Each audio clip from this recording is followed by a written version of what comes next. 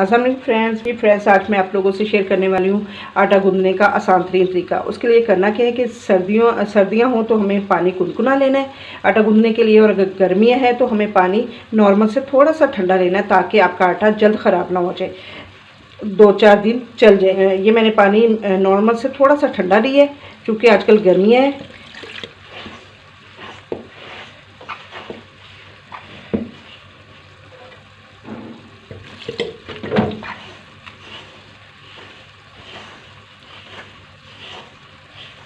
हमें जस्ट ये सारे आटे को घोलना है,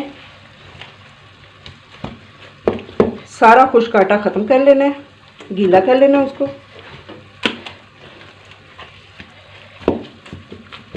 और हमें एक मुट्ठी देके इसको आटे को इसी तरह छोड़ देना है, ऊपर थोड़ा सा पानी का छिड़काव कर लेना है और इसी तरह आटे को छोड़ देना है। 5-10 मिनट बाद आप देखेंगे कि आपका आटा बिल्कुल गूंदा हुआ है और 1 सेकंड में बस हल्की सी मुक्की देने से ही वो रोटी के लिए तैयार हो गया। फ्रिज में रखने के लिए या उसको थोड़ी देर ठहराने की भी ज़रूरत नहीं, फ़ौरन आप रोटी बना सकती है, इतना अच्छा आटा गूंद जाता है। अभी मैं आपको 5-10 मिनट के बाद आके मिलती हूँ, फिर आपको दिखाती हूँ।